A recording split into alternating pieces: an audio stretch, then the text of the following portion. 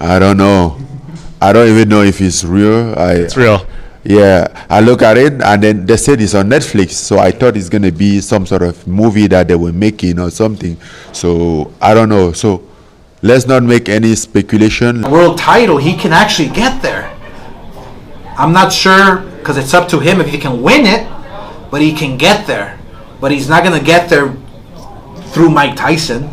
It is unbelievable how many professionals have always had Mike Tyson as their childhood hero in support of Jake Paul.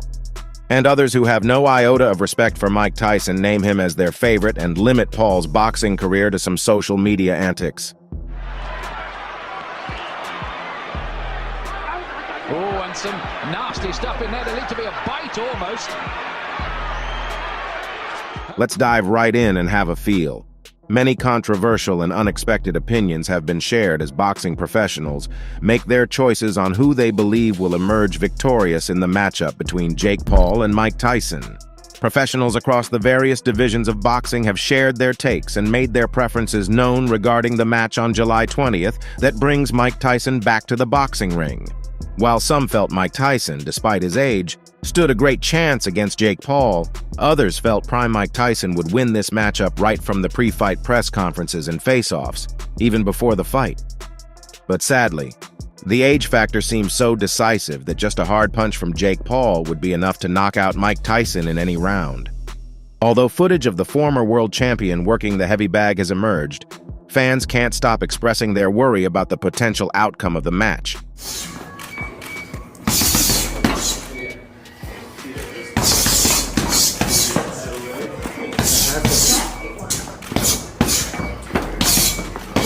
There is a 31-year gap between the pair, which Jake Paul would be looking to exploit, but it is expected that the contest will take place under exhibition rules. Beyond the fans, boxing professionals have had their say on the July 20th matchup. Let's hear them out. Mike Tyson, who fought his last competitive match in 2005, 19 years ago, broke the most unexpected news on the 8th of March, shortly after Jake Paul brutally knocked out Ryan Borland in the first round. Jake Paul had been told to fight real boxers, and he's responded by knocking out 2 real boxers in the first round.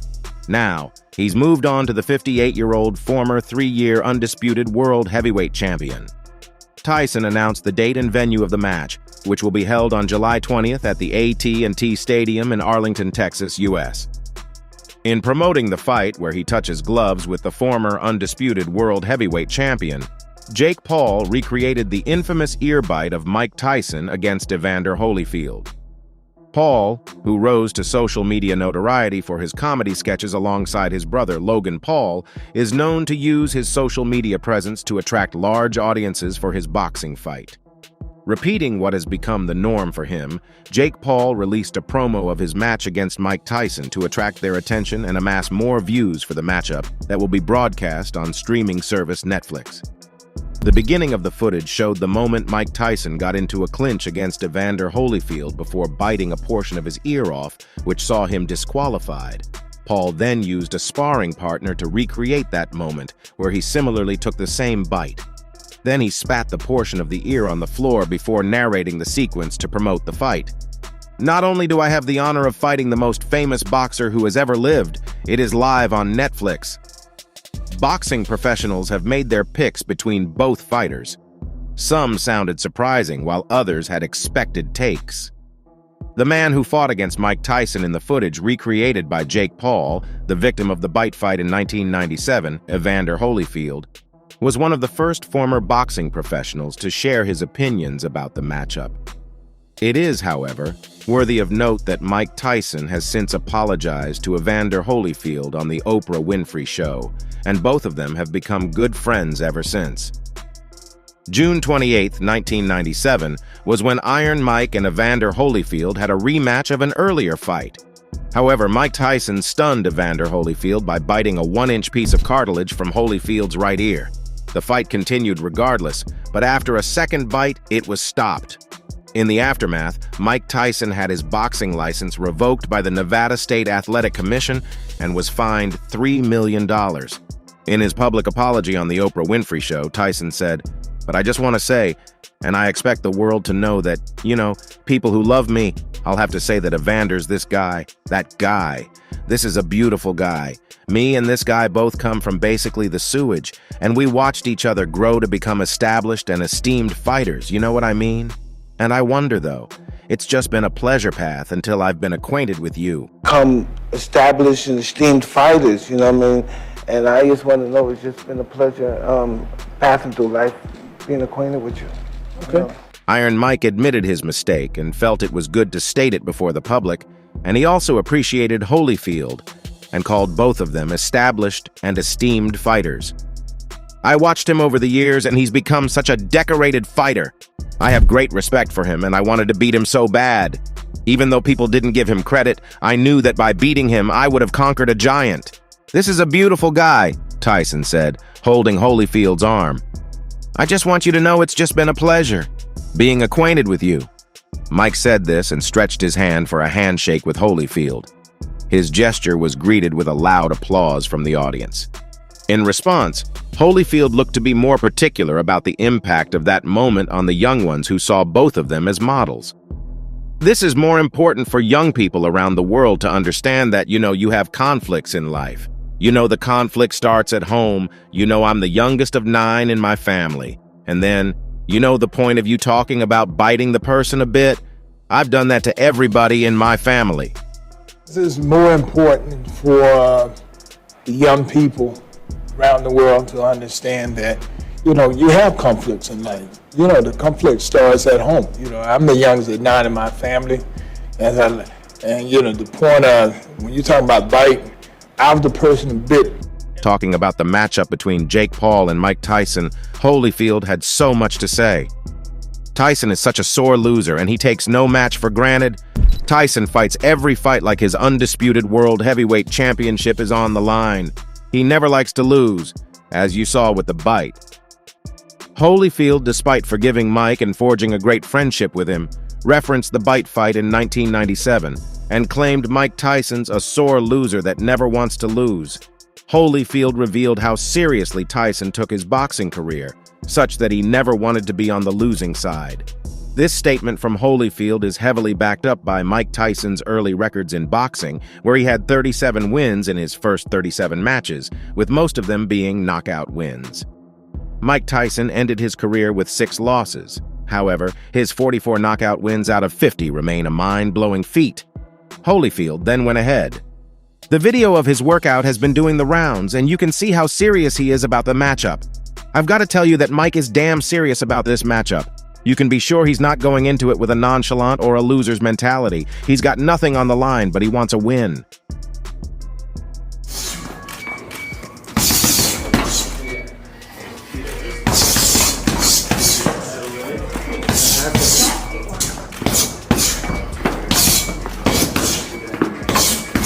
Holyfield talked about the viral video of Mike Tyson training. Without doubt, anyone who's seen the video will be somewhat scared of Jake Paul. From the video, it's obvious that Tyson still has the hit punches, the techniques, and the speed required of a heavyweight boxer. Holyfield made it known that Tyson was so serious about the match and wouldn't be coming into the match as a loser or a retired legend, but as a fighter who's hungry for a win. Holyfield then went ahead to talk about Jake Paul. I don't know so much about the guy, but I know he's moving from social media into boxing, and he's been beating boxers as well. But those weren't heavyweight guys. I don't know him so well, but Mike still has it in him. I know this because I know myself. I've still got it as well. While Holyfield knew little about Jake Paul, he wasn't oblivious to Jake's transition from his social media antics to boxing and how Jake has been having a relatively successful boxing career. But Holyfield felt Jake wasn't fighting with heavyweight guys, and Mike is one. Regardless of his age, Mike still has it in him, and Holyfield explained how it's a thing for great boxers to still have their skills and abilities in them. Once a heavyweight boxer, always a heavyweight boxer. When it was time to make his pick, Holyfield chose his age-long rival. Tyson still got it. You saw the video. The guy's got no chance against Tyson. Tyson hates to lose, and it takes more than a casual boxer to defeat him. I've been in the ring with him before, and he'd always come at you like an uncontrollable wind. Holyfield favored his old rival and new friend against Jake Paul, claiming it takes more than a casual boxer to defeat Tyson. He then explained his previous experience with Tyson in the ring. According to Holyfield, Tyson became like an uncontrollable wind when he approached his opponents in the ring. Going by Holyfield's claims, the force wind in Tyson would definitely blow off Jake Paul on July 20th. Aside from their flourishing friendship, Tyson has ultimate respect for Holyfield's boxing prowess. When asked about the best puncher he ever came up against, Mike Tyson didn't delay for a second before giving his reply. "Holyfield is the best puncher I ever came up against. He had some great hits in him. He threw terrific shots with both hands with bad intentions. Holyfield is a great champion who had everything in him. He was a complete boxer. His records speak for him." John Fury, who had a heated altercation with Mike Tyson in October, also gave his prediction for the upcoming matchup. John Fury and Mike Tyson had heated arguments in October 2023, in the build-up to the match between Mike Tyson's trainee, Francis, and John Fury's son, Tyson Fury. As the argument became more heated, John Fury did the unexpected by challenging Mike Tyson to a matchup. The Mike Tyson then made me son after me son Tyson. But you know what? Give me a special mention. The man who bred him. John Fury. Fears no man.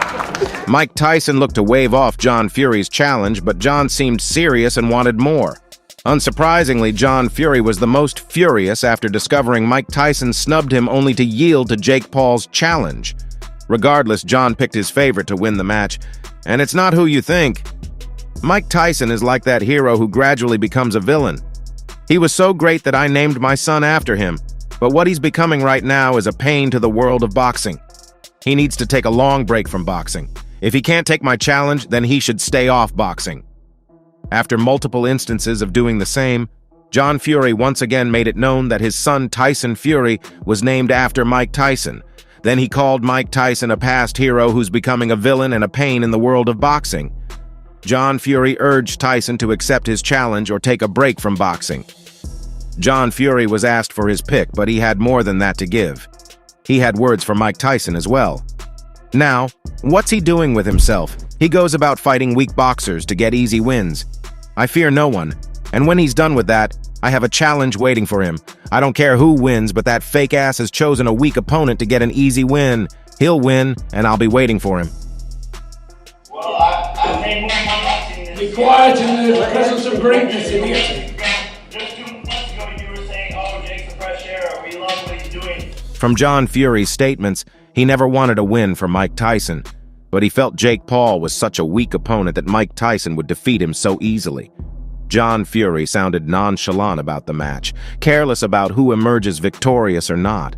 All John seemed to be after was to have his challenge accepted by Mike Tyson. He had earlier claimed that he feared no one but God and would be willing to take on Mike Tyson, whether he would win or not. He's always felt he stood a great chance against the former undisputed world heavyweight champion. Dragging him away from his son's April 20th match, Bill Haney was also asked about who he favored in the matchup. Bill Haney, who's known to be very outspoken and audacious, took Jake Paul's boxing with so much unseriousness. "I don't see a boxing match. What I see is a guy trying so much to diversify.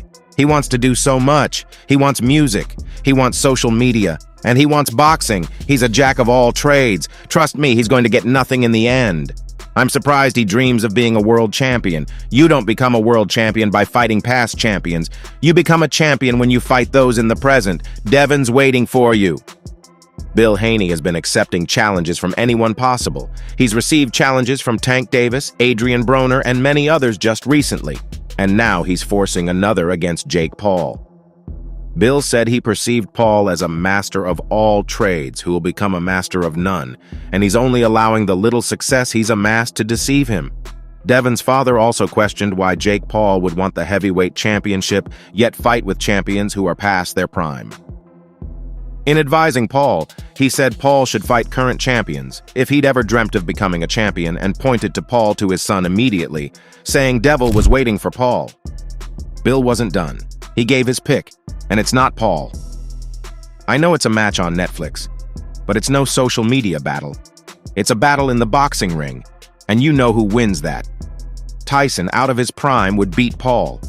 Tyson with one hand would beat Paul. Tyson in prison would beat Paul.